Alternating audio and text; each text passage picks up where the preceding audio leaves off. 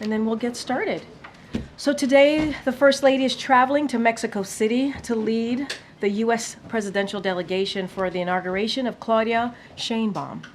The visit will highlight the Biden-Harris administration's commitment to strengthening the partnership between the United States and Mexico. Our countries have a strong and productive partnership, and we look forward to building on the relationship under the new president of Mexico to advance our shared priorities. As you heard from the president earlier today, we are focused on doing everything we can to deliver critical resources to communities impacted by Hurricane Helene. To date, the president has approved requests for federal assistance for 7 states, including 3 major disaster declaration requests from North Carolina and South Carolina, as well as Florida. Over the last several days, we have read out consistent briefings that the president has received from his team, including FEMA Administrator Deanne Criswell and his Homeland Security Advisor, Liz Sherwood-Randall, who is here with us today, as you can see to my right.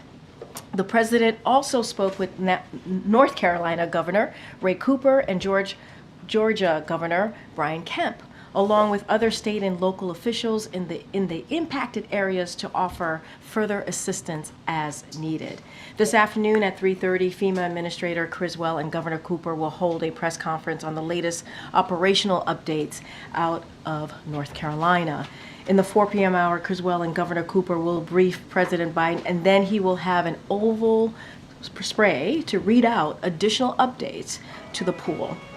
And later this afternoon, the Vice President will receive an in-person briefing at FEMA later today, as you all know. As the President said earlier today, the nation has your back, and the Biden-Harris administration will be with you as long as it takes. With that, it's my pleasure to welcome back LSR, as we call her here. Thanks, Karine. I'm going to move that a little bit, Karine. Why don't I do this? So I know you have a lot to share today. Thank you. I do. Out your way. Good afternoon, everyone. I'm here today to brief you on the federal response to Hurricane Helene. But first, I just want to take a moment to acknowledge the lives lost across the region impacted by the hurricane and those survivors whose lives will never be the same. My heart goes out to those who've lost loved ones and those who are worrying about whether their loved ones are still alive. And our administration and our nation is standing with the people impacted by this hurricane. To the disaster survivors across the region, the Biden-Harris administration is committed to supporting you every step of the way as you begin your recovery and you start to heal. For survivors in Florida, North Carolina, and South Carolina, whose governors have requested major disaster declarations, the president approved them immediately over the weekend. And we urge those citizens who are seeking FEMA assistance to sign up for that assistance as quickly as possible. You can do that either by calling 1-800-621-3362, registering on disasterassistance.gov, or by filling out an application on your mobile device through the FEMA app. And that brings me to our response. Under President Biden and Vice President Harris's leadership, we are providing urgent and extensive federal support for the ongoing response and recovery efforts to Hurricane Helene. Over the weekend, at the President's direction, FEMA Administrator Deanne Criswell traveled to Florida on Saturday, to Georgia on Sunday, and today she is in North Carolina, accompanying Governor Cooper in surveying impacts to the affected communities in western North Carolina. The President has asked Deanne Criswell to remain in Asheville, North Carolina, given how acute the situation is on the ground there, and he will receive an update from her this afternoon and from Governor Cooper, in addition to the press conference that the administrator and the governor will hold today. Also, as the President said earlier today, he is committed to traveling to impacted areas later this week, as soon as his presence will not disrupt vital emergency response operations.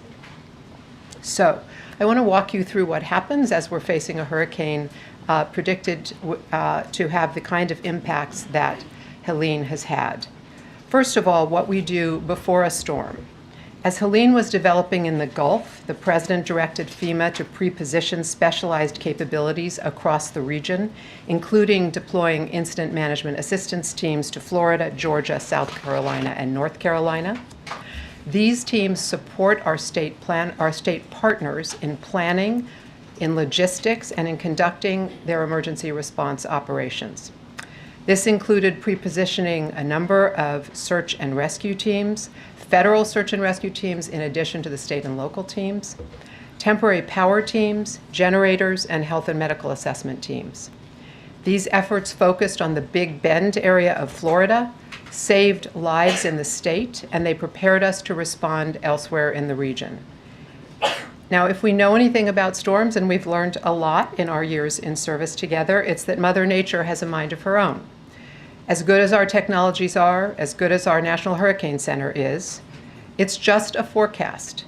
And when a storm hits, we have to adapt and respond in real time, just as the storm has the effects in real time that it is having, and then there are knock-on effects of that storm, such as flooding. As we evaluated impacts from the storm, we shifted into the post-landfall phase of our process, and we began to surge capacity to where it was needed the most. As of today, we have more than 3,500 federal response personnel deployed and supporting response efforts across the region, including more than 1,000 personnel from FEMA.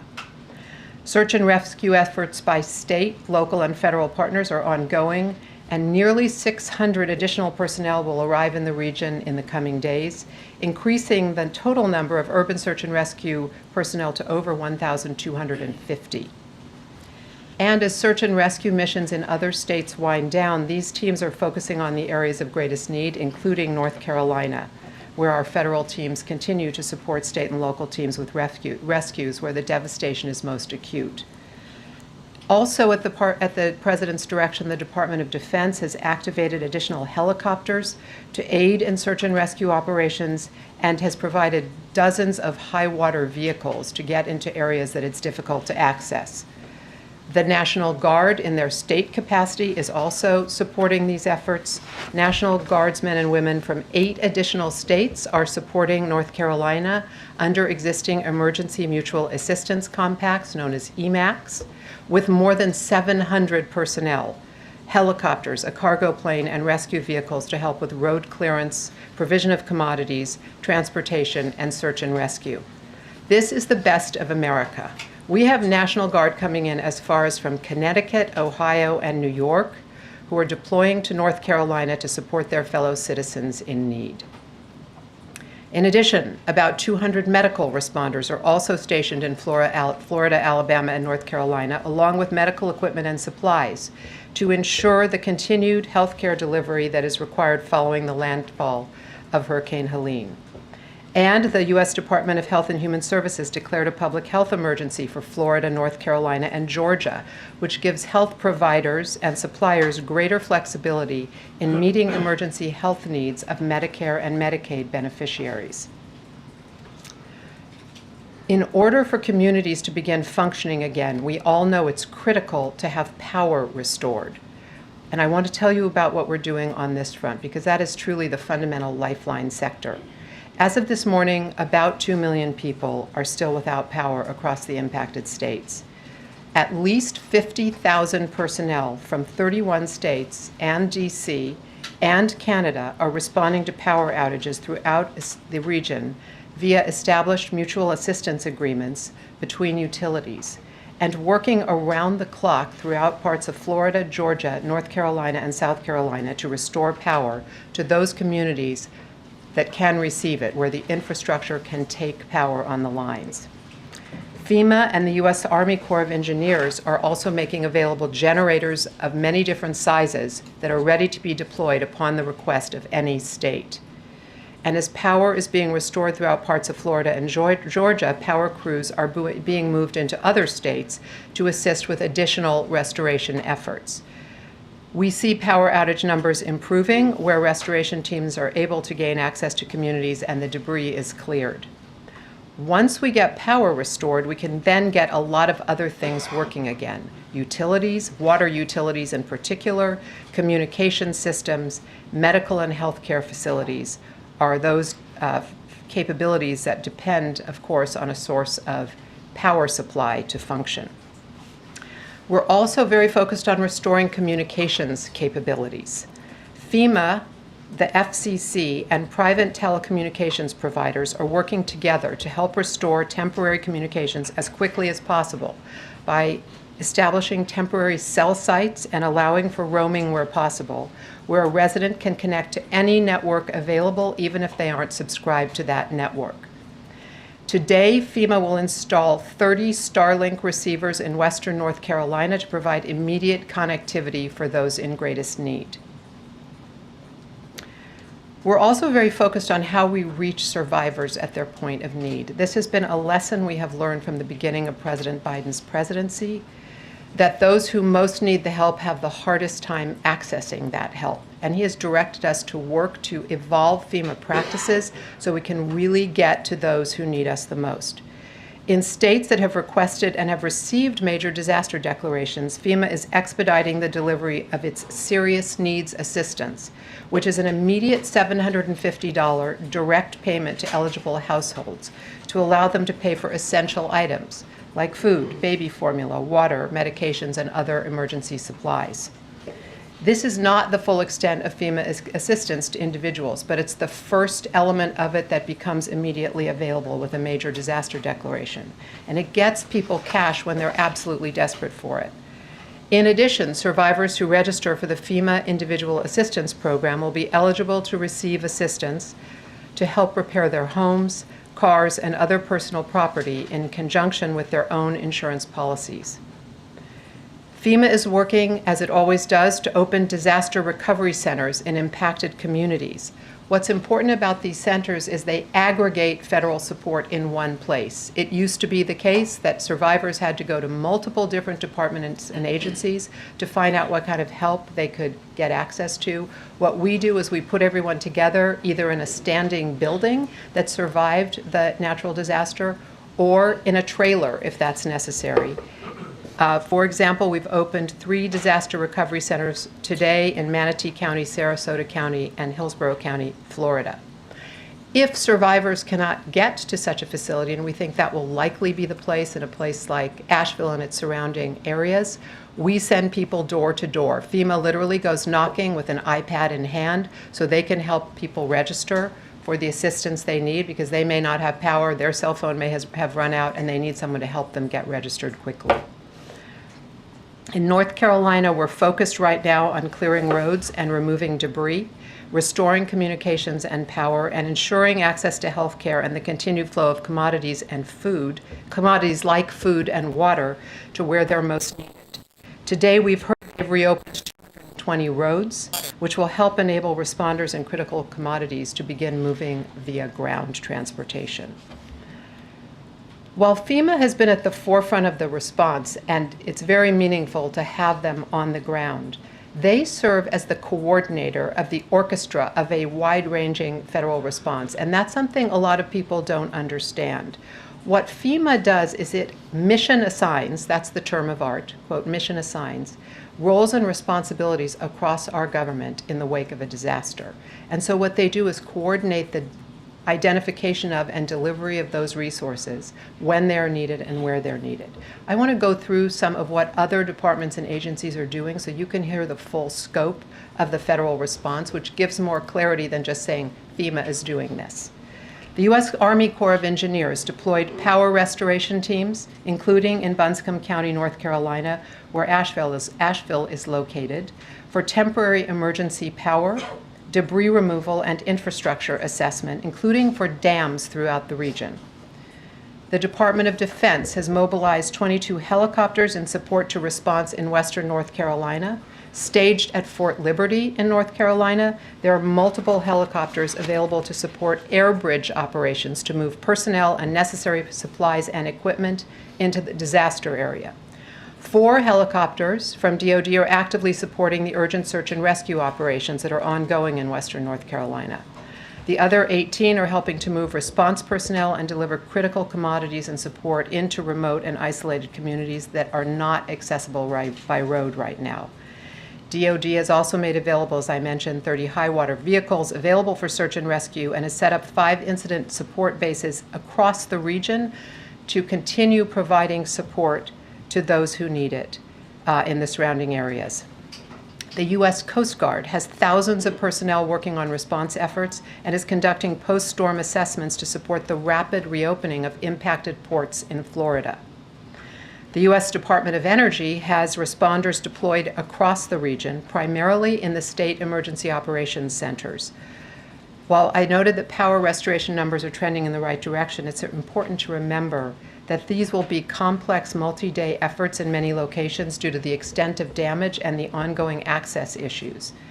Utilities are facing widespread flooding and debris that is impeding access to damaged infrastructure. And one of the things we've learned in prior incidents like this is it's really important to set public expectations about when they can anticipate that power will return so that they take the necessary steps to be safe and to secure additional support, for example, moving into a shelter if power isn't going to come on for some time where they live.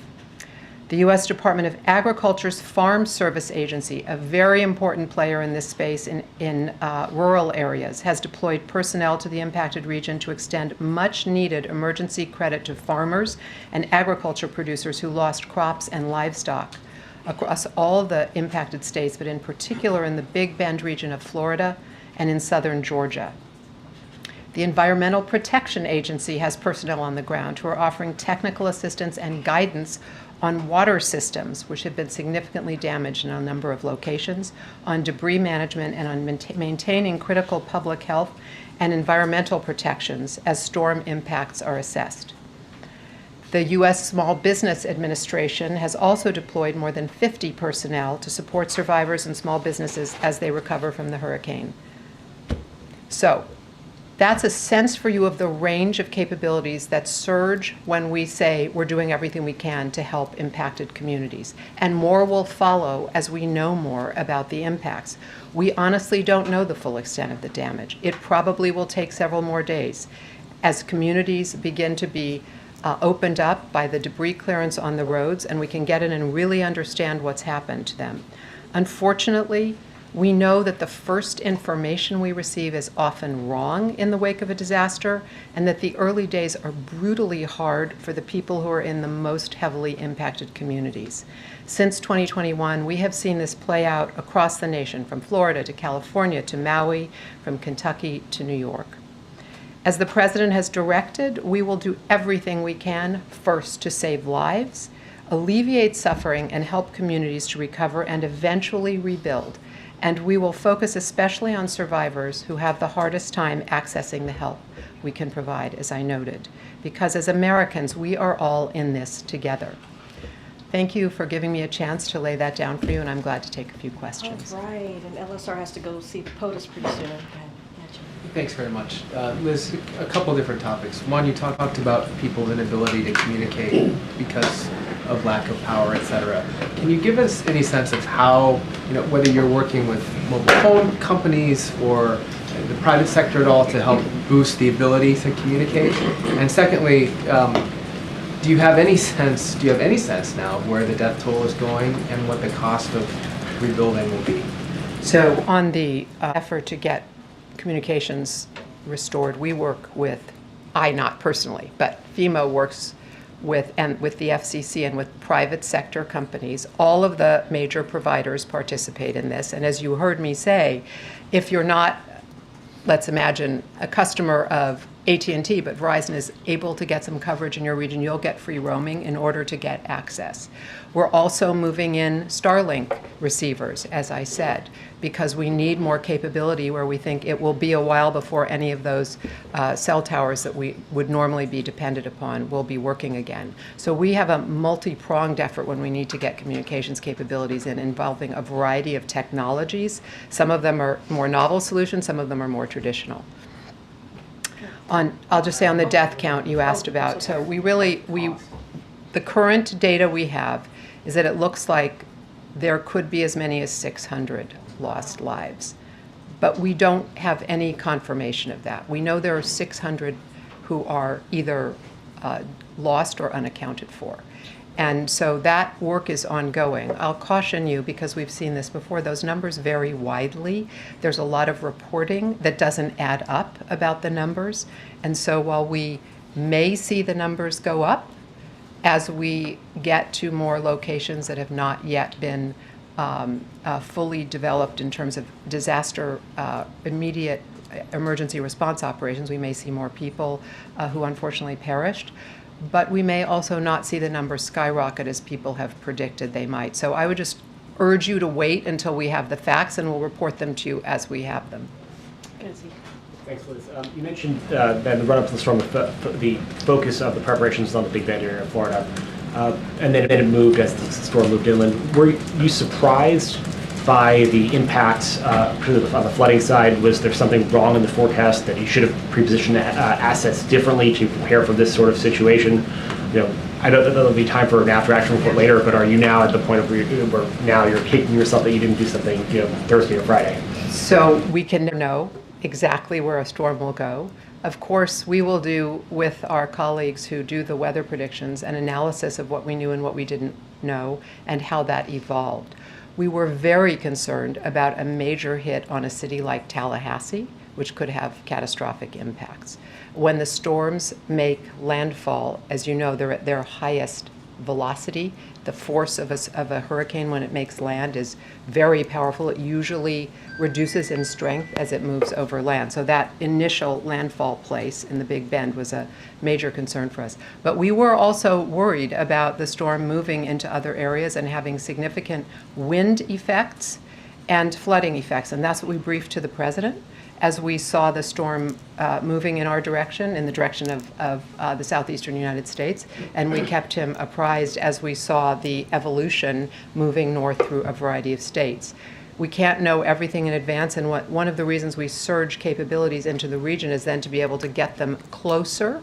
They can't be in the spot the hurricane is going to hit in advance. They have to be in a location in which they wouldn't be affected and then move in. So having the resources in the southeast already was very beneficial for all the states in the region. And you mentioned the importance of setting expectations, right? So for the folks who are in the affected areas who are able to consume this now, hopefully, to the extent that they can, how long should they be expecting to wait now to access, you know, their basic needs, you know, power, water, food, shelter, until the federal government can provide that for them? Well, we are moving now to get food and water, medical supplies, and other essential survival needs into the most devastated areas in North Carolina. That's what I described about using DoD helicopters, for example, to move into areas which are not accessible by ground.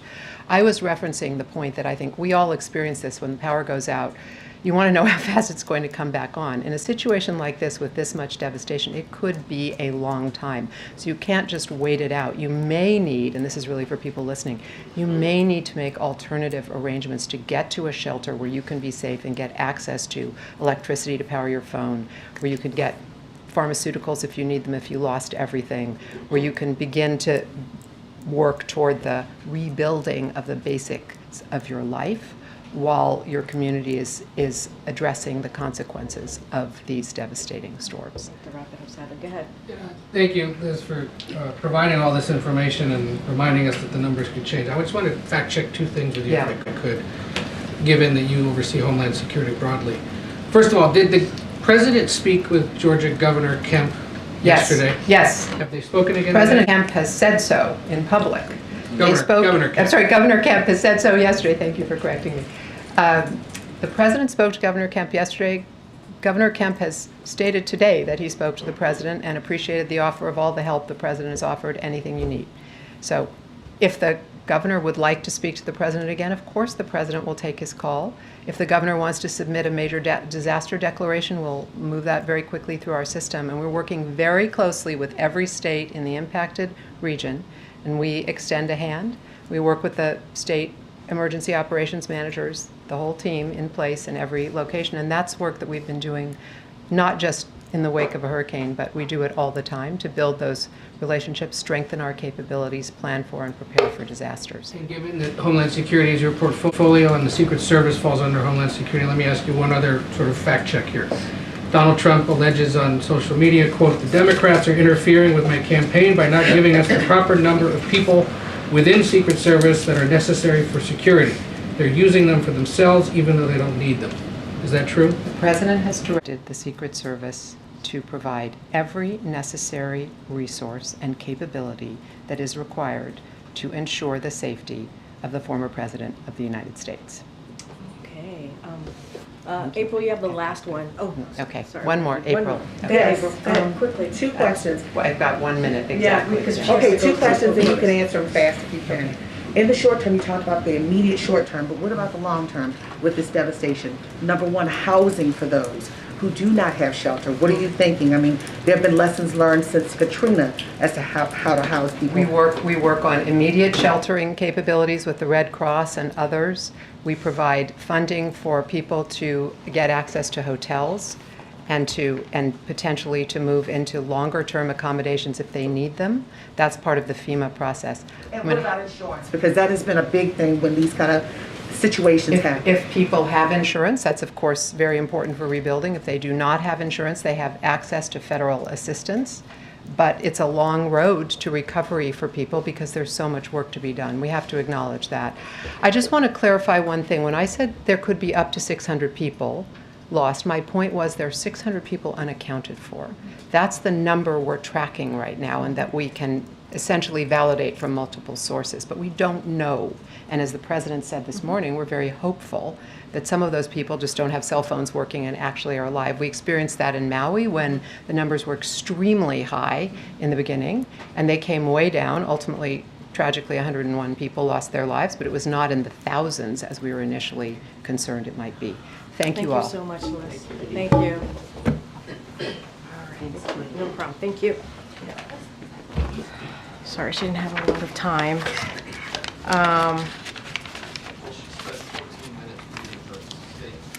Well, it was 14 minutes of laying down for the American people, not just for all of you, of how this works.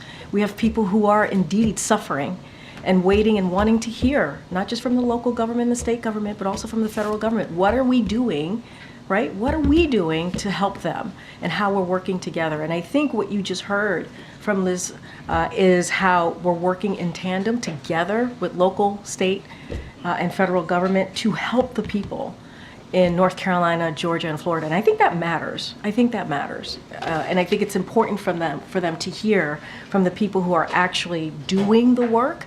And she gave a laydown, and I'm sure, I know I did, I learned how this all works and how the communication works amongst all of us, and what is available also is incredibly important. I do want to read a quote because this is really important to Ed's question. Governor Kemp, and this is what Liz was saying, said in his press conference earlier today. So I just spoke to, yesterday, I just spoke to the president. He just called me. He just called me yesterday afternoon, so he said this morning.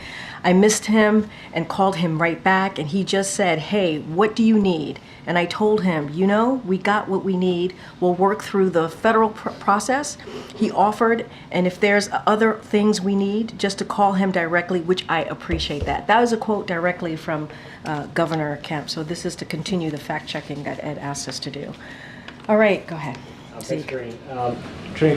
Overseas, what is the level of knowledge that the U.S. has about Israel's intentions on its northern border? Has the U.S. been briefed on specific operational plans to sort of ground incursion into Lebanon? So look, I'm not going to get into private diplomatic conversations from here. Certainly would refer to the IDF to speak to their own military operations and their plans, as we normally do. But we do understand that the strategic purpose of this is to make sure that Hezbollah cannot maintain the capacity to attack Israeli communities from the immediate opposite side of the border. And so that is our understanding, but I'm not going to go into specifics of our diplomatic conversations Is here. that a goal that the president and this administration is supportive of? Look, what we will say and what I will say to you, and we say this all the time, this is nothing new, that Israel has a right to defend itself against Hezbollah, against Iran-backed groups. We're talking about Hezbollah, Hamas, the Houthis. And so we are in constant discussion with the Israelis on the best way to move forward.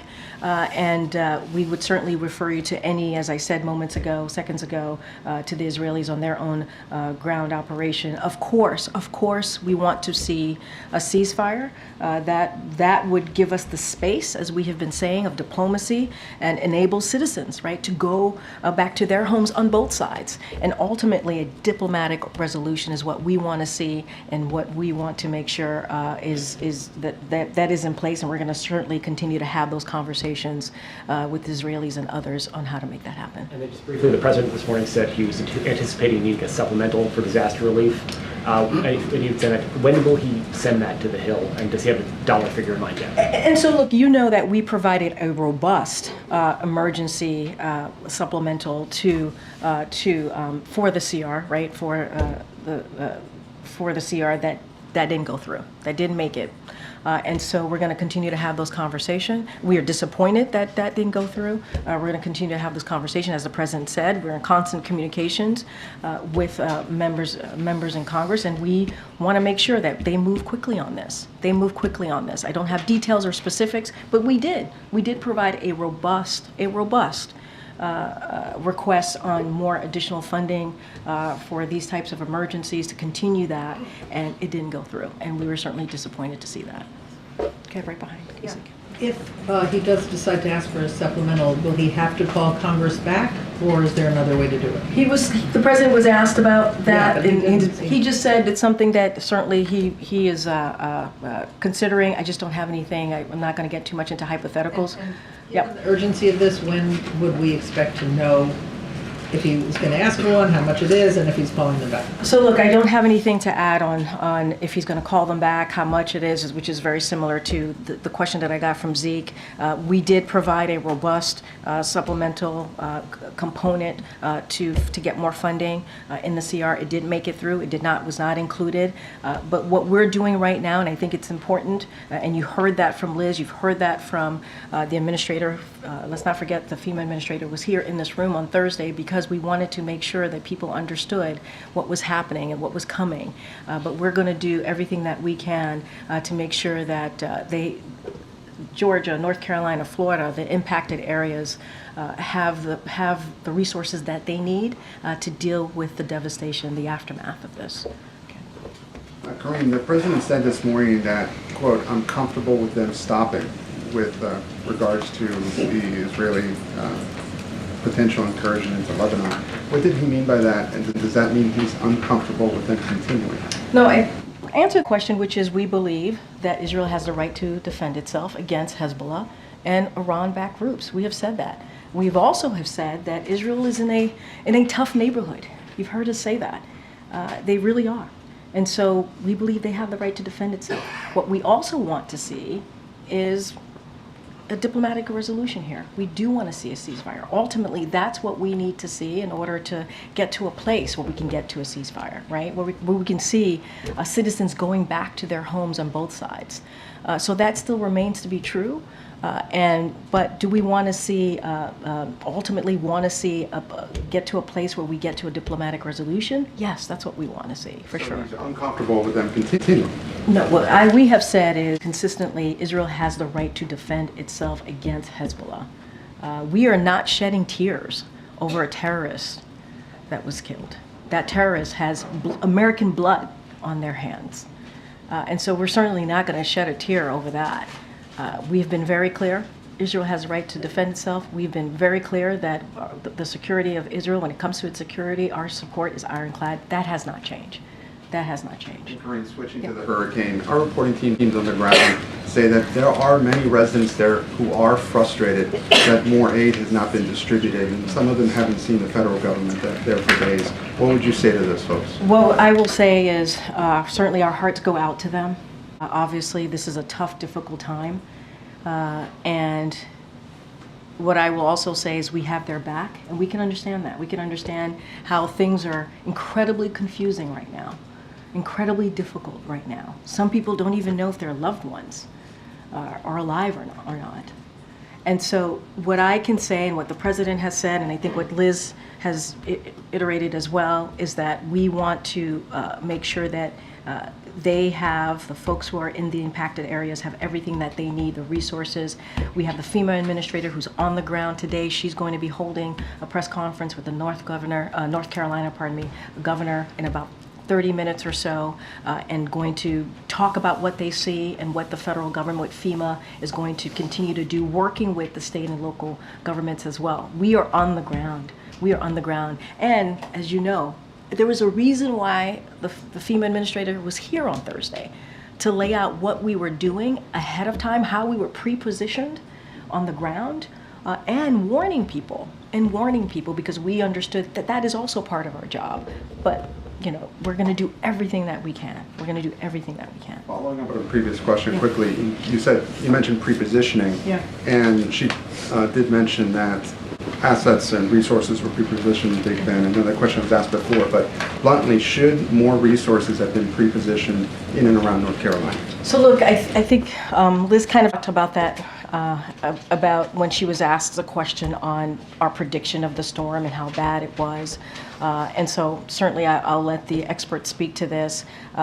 But again, pre-positioned, we had generators, food, water, along with search and rescue and power restoration.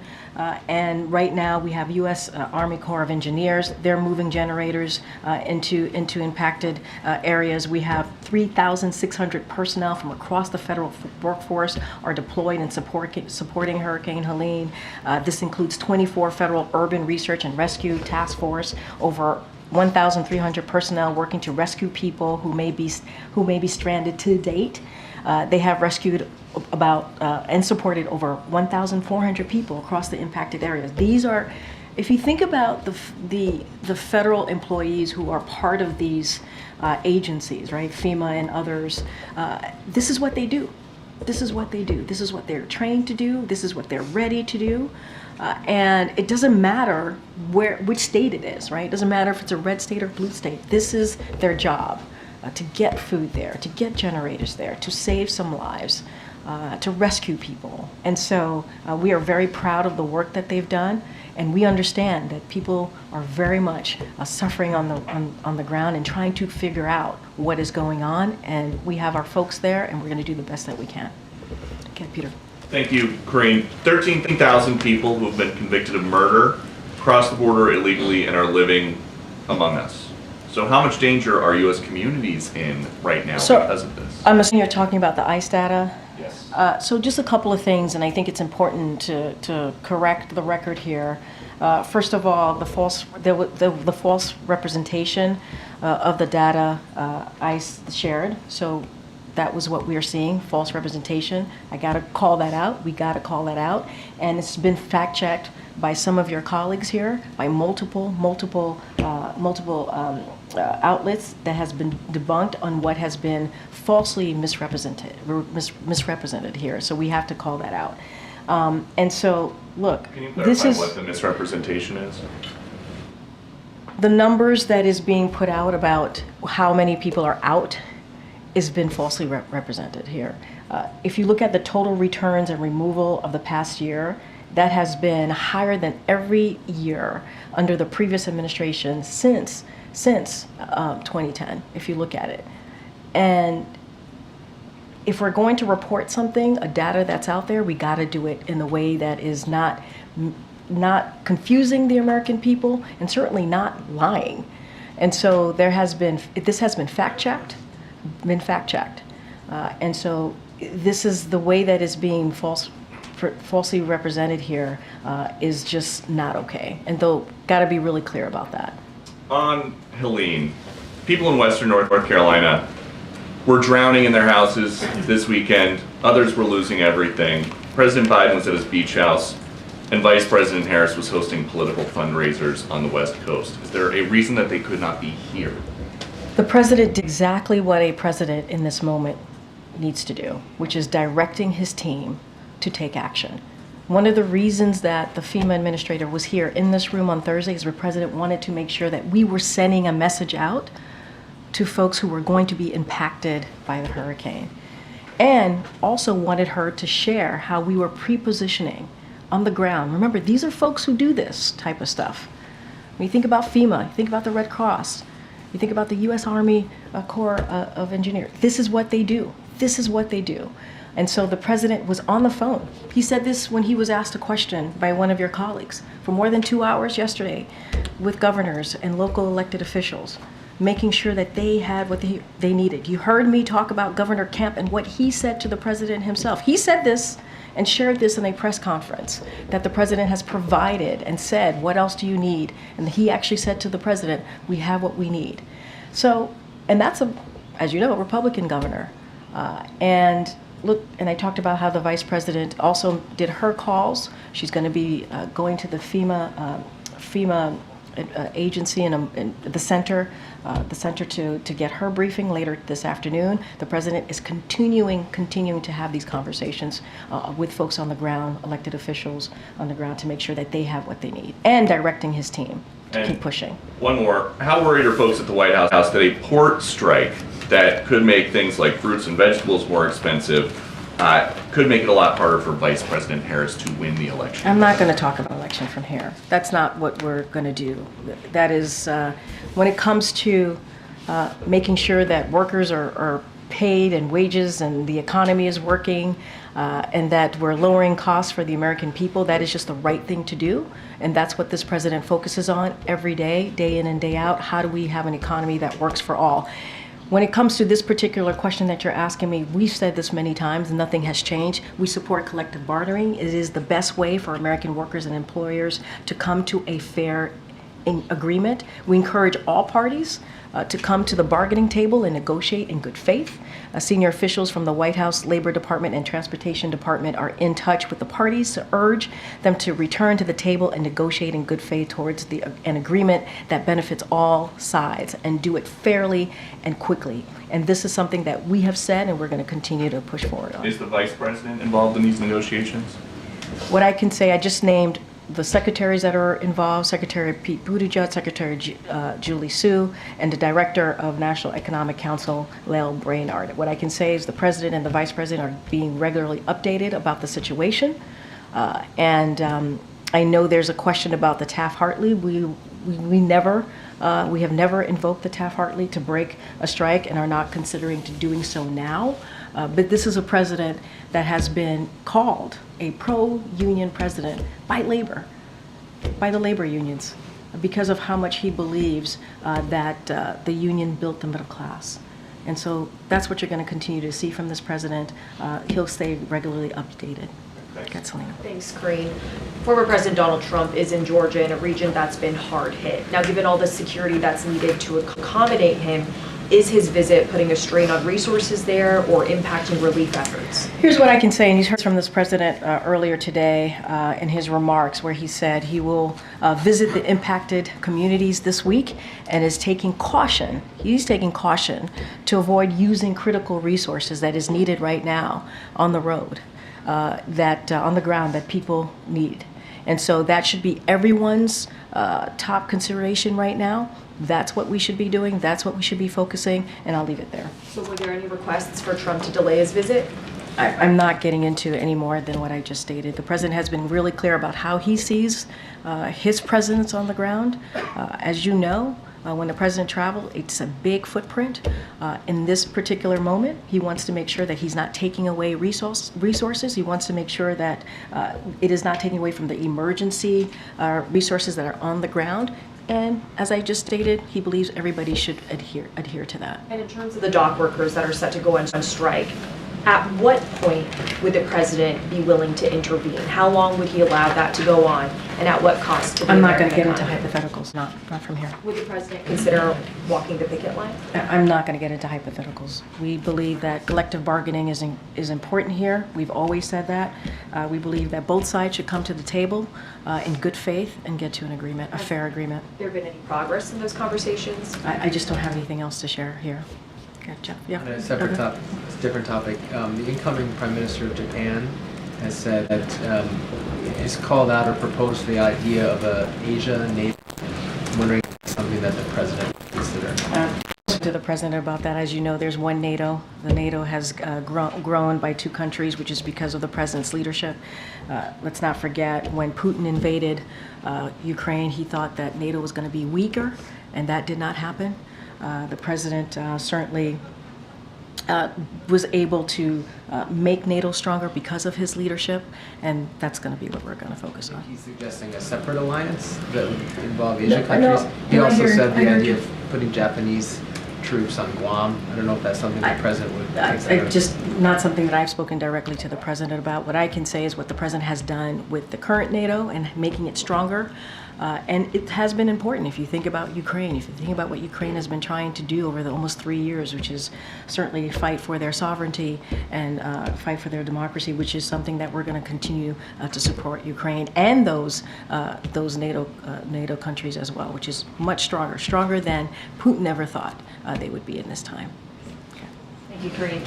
First on the Middle East, Prime Minister Netanyahu is expected to convene his war cabinet this evening to chart next steps. What has President Biden communicated that the U.S.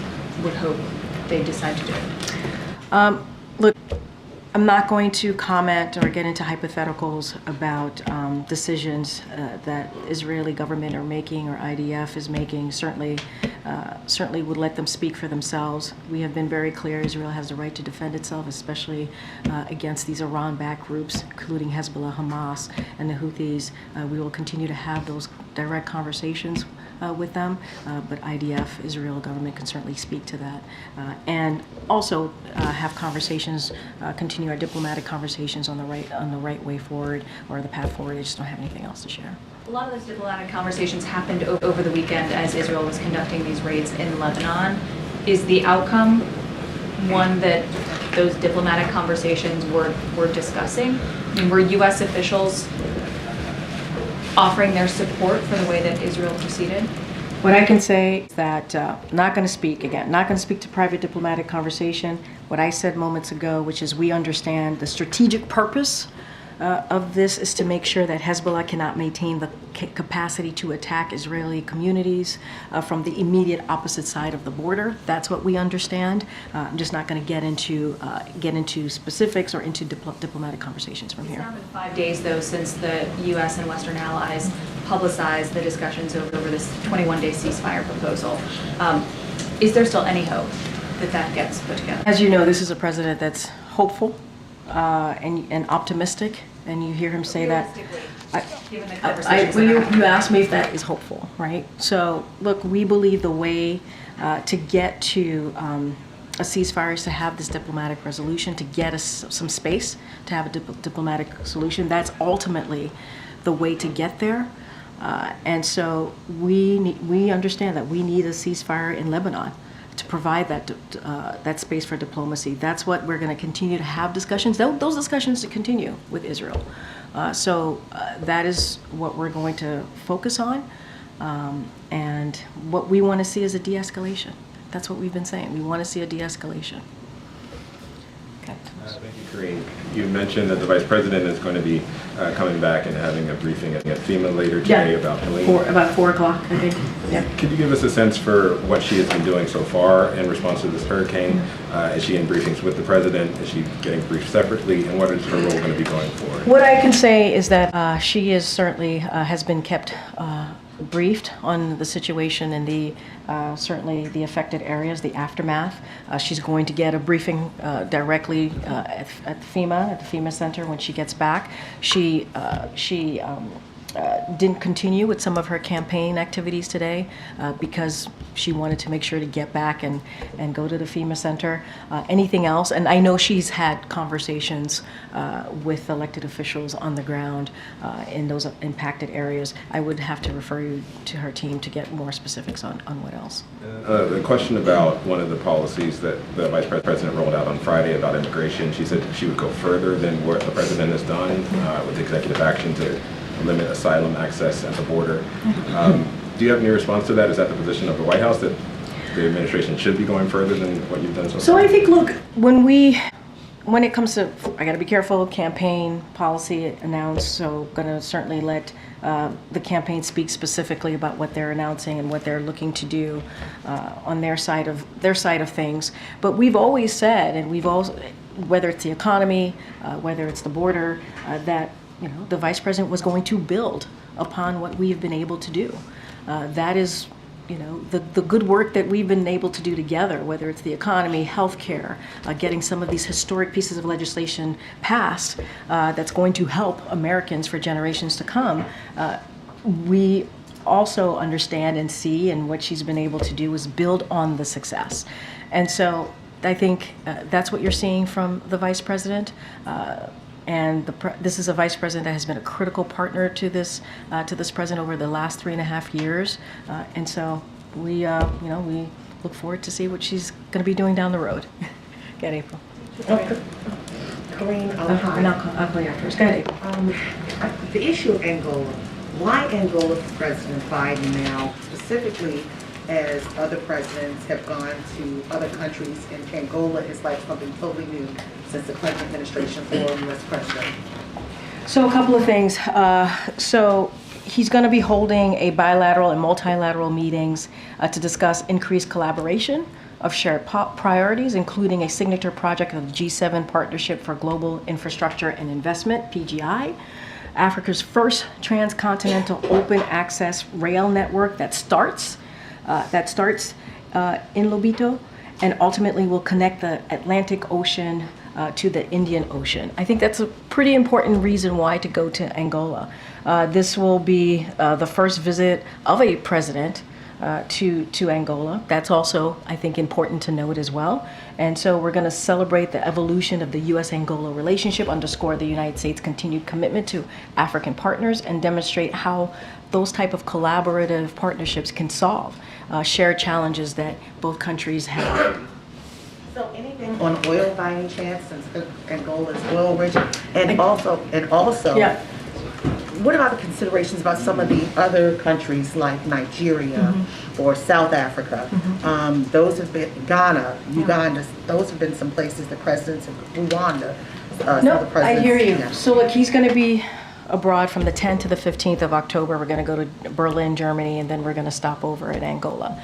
I just laid out the PGI, the important connection there that Angola has to an initiative that the president created. And I think that is right there, that connection with the Atlantic Ocean to the Indian Ocean that Angola is going to play a big role is important. It's going to make a difference in that region. And this is also, again, part of the president's initiative that he created. And no other president has been there. No other president has been to Angola. So I think that's important to note as well. Does this have something to do with the grain situation that was held up because of the Russia-Ukraine war, trying to help get grains to African nations? Because President Zelensky did express that to, I understand, the President of the United States, Joe Biden, as well as Greg Meeks, who sits on Foreign Affairs Committee in the House. Is this some of that too? What I will say is the president has said that he was going to go to the continent. He has said that he was going to do that. He wanted to keep his promise. Angola makes a lot of sense, especially for an initiative like PGI, an initiative that the president started. There's a connection there. There's a throughway that makes a lot of sense. No other president has visited the country. And so it made sense for the president to go there because there are important initiatives, not just to the African continent, but also for us here and other of our partners and allies. And so it made the most sense to make that trip. And you'll see us next month doing that. Go ahead. Thank you. So the president didn't seem comfortable this morning with the ground operation in Lebanon. He said he was comfortable with them stopping. Now it seems imminent. Did the president take any action to try to prevent a ground operation in Lebanon? So say that one more time. So this morning, President Biden said that he was comfortable with them stopping about Israel, and so did he take any action to try to prevent such an operation in Lebanon? So I'm not going to get into diplomatic conversations from here. What I've been saying multiple times is Israel has the right to defend itself against Hezbollah, against Iran-backed groups like Hezbollah, like Hamas, and also the Houthis. They are in a difficult neighborhood, right? To say the least. And they have to have the ability to defend themselves. And so that's what we support, that's what we believe, that's what we have said. We're going to have conversations with the Israeli government about the best way forward, the best way to move forward. But I'm not going to get into diplomatic conversation. But I have been very clear. We believe that Israel has the right to defend itself against Hezbollah. Lebanon is very small, so when Israel, for instance, attacked Beirut, South Beirut, many people who have no link with Hezbollah are being hit. It will be the same if they do a ground operation in Lebanon.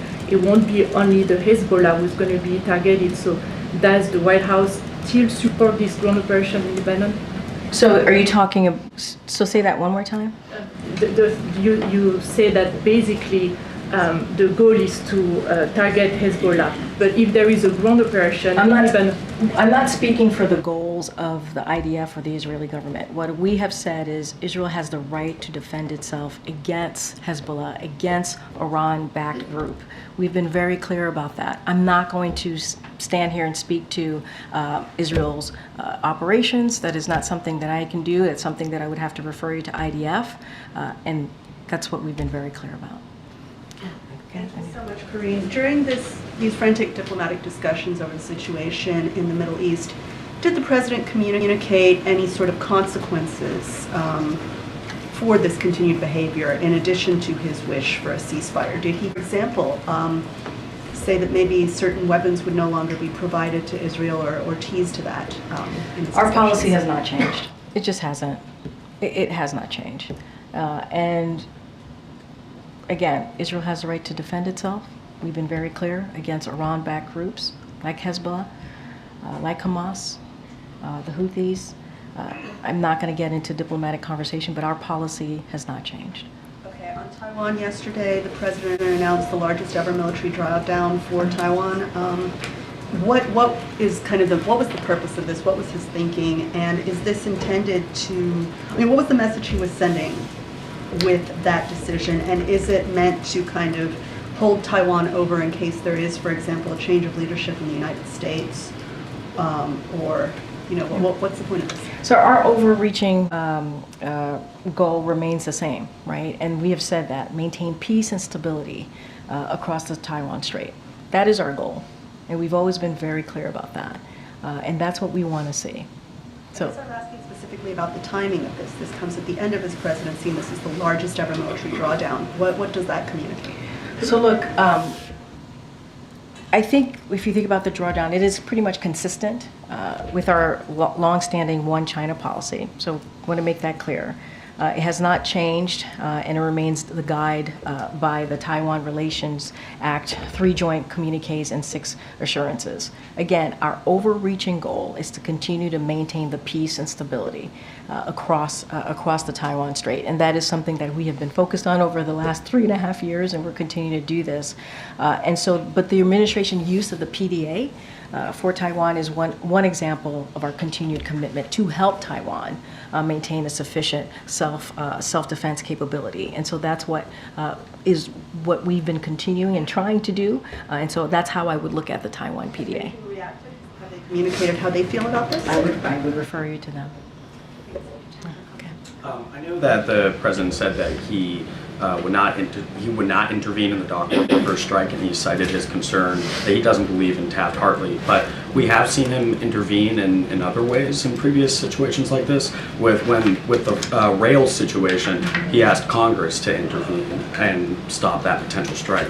When he said no yesterday, was he also saying that asking Congress to intervene and stop a potential strike was off the table? I mean, look, Congress does what Congress is going to do, regardless of what the president says. What I will say is the message of the president has been very clear. Our message has been very clear. We support collective bargaining. That's what we've been clear about. I've mentioned Secretary Buttigieg, Secretary Liu. We have our NEC director who's been in touch with both parties. And what we have been encouraging to do, and this is something that we've been pretty consistent. What I'm saying here, we've said before, which is we believe both parties should come to the table in good faith, and so to come to a fair agreement. This is something that we've also been consistent about. Look, we're going to continue to send that message and urge them to come to a fair agreement. But is he prepared to ask Congress to intervene, or is that? I'm not going to get into hypotheticals from here. What we have made our message very clear. Very clear. We support collective bargaining. We believe both sides should come together to get to a fair agreement in good faith. And we have been consistent throughout this administration about that. I want to ask you about the immigration, the border restrictions that this administration extended today as well. The immigration advocacy organizations have come out to hear justice, said this was death by 1,000 cuts for migrants. I've heard criticism as well from immigration advocates saying that this is ignoring the asylum statute. So I guess just a response to those comments. But then secondly, just the timing for this. I mean, the administration clearly is benefiting from this executive action and obviously likes it if it's extending it. So why not do it sooner? But I know you follow this very closely. You know that we've taken multiple executive actions throughout the last 3.5 years. You know that we've tried to do this in a legislative fashion, right? To make this, to get it to a policy, a legislation that actually, we do it in a bipartisan way, that actually deals with a broken immigration system, and we have been stopped over and over again by Republicans. It was clear that that Senate bill was going to get stopped earlier this year, January, March. This extension we have not seen until now, and then we didn't see the executive action until just June. A couple months ago, Well, right? June, no, in the you're right. summer, in the summer. So now, with this extension, this is going to carry this out beyond the election. So if the administration stance is that this should continue for the months ahead, Yes. basically effectively curtailing asylum in ways we have not seen, why not take this action sooner? And then just also a response to the criticism too. So a couple of things. We have tried to do this in a way where there was legislative action, right? And to do this in a way by having bipartisan conversation, working with senators, and doing this in a way that will benefit Americans, and do it in a way, obviously, that we put it into law, and we're trying to begin the process of fixing a broken immigration. That's the way the president actually wants to do it. He did. That's the way he wants to do it. And we took time to do that, and we believe it was going to move forward. We're working with Republican senators here to get that done. And they voted against, to your point, against their own bill twice, because of the former president saying this was going to, I get part of your question to me, it was going to help Joe Biden, it's going to help Democrats. That's what the former president said. When it comes to this announcement that we just had about the final rule, it was a 2-month process. Let's not forget, when the president made the announcement in June, DHS and DOJ had a 2-month process, right, to get feedback, to get responses on the rule, and now we secured that final rule, and so that's the action that you saw from DOJ and DHS. But we actually want to do this a different way. We do. We want to do it in a bipartisan legislative way. You know this president. He believes reaching across the aisle is an important thing to do. We've been able to get bipartisan legislation done. They got in the way. They negotiated with us, meaning the senators, Republican senators negotiated with us. We came up with a bipartisan solution. If the president had signed, was able to sign that solution, that legislation, it would have been the toughest and fairest immigration law that we have seen in some time. And it would have started the process of fixing a broken immigration system that has been broken for decades. That is the way the president actually wants to do this. And as you know, majority of Americans want us to fix the border. They do. And we tried. And this is the path that we went down because Republicans in Congress didn't want to work with us. Go ahead, Karen. Student loan borrowers have had a grace period over the past year where they weren't going to face delinquency if they didn't pay their loans, but tomorrow's October 1st, so that ends tomorrow. Is the administration expecting or concerned about a potential wave of delinquencies for borrowers who haven't been paying their loans over the last year? So as you know, this has been, when it comes to student loan and giving borrowers a little bit of breathing room, this is something that the president had been wanting to do for some time. We were blocked act. The president took additional actions, took historic action to provide that student loan relief and to support borrowers facing financial hardship in the wake of a one-in-a-century pandemic. The Department of Education paused loan payments as the economy recovered. So as you just stated, it hasn't expired. It's been 12 months. And so for those who, to your question, for those who are still facing challenges returning to repayment, the department has implemented an aggressive strategy to support borrowers, including creating the Fresh Start program that allowed borrowers in default to become current on their payments, launching an information campaign to engage borrowers at a high risk of delinquency and helping borrowers enroll in IDR plans and the lowest monthly payments as well. So there's plans out there. There's ways to support some of these borrowers who feel like they could be delinquent here.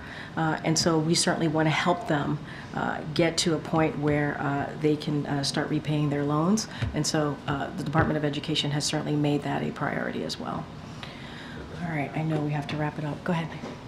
One last try on Lebanon, just to be clear. On the one hand, the president is calling for a ceasefire. On the other hand, you're saying that Israel has a right to defend itself by targeting Hezbollah. So how does it work? Say, who do you negotiate a ceasefire with when at the same time the Israelis have just informed the United States that they are indeed launching limited ground operations? So a couple of things, and both things can be true, and this is what's happening right now in the region. And I've said this multiple times, Israel is living and is in a really tough neighborhood. And they have to be able to defend themselves against Hezbollah, against the Houthis, against Hamas. And that is the reality. That is the reality that they are living in. And that's what we have been very clear about, making sure that our security, that we support for Israel's security is ironclad, and that's what you're continuing to see from this administration. At the same time, we do want to de-escalate. At the same time, we want to see that. And ultimately, we believe in a way to get to a ceasefire, to de-escalate, is to create a space, is to get to a ceasefire so we can create a space for diplomatic conversations. And in this case, that's what you're seeing. We're still talking to Israel. We're still having those conversations. That has not stopped. And so that's what you're going to continue to hear from us. All right, I think I have to wrap it up. Good. Still more light question, but tomorrow is Jimmy Carter's 100th birthday. I think the president sent around a note on the weekend, but should we expect anything in terms of a phone call or anything? Stay tuned. Stay tuned. I'm not going to get ahead of the president. All right, everybody. I'll see you tomorrow. Thank you.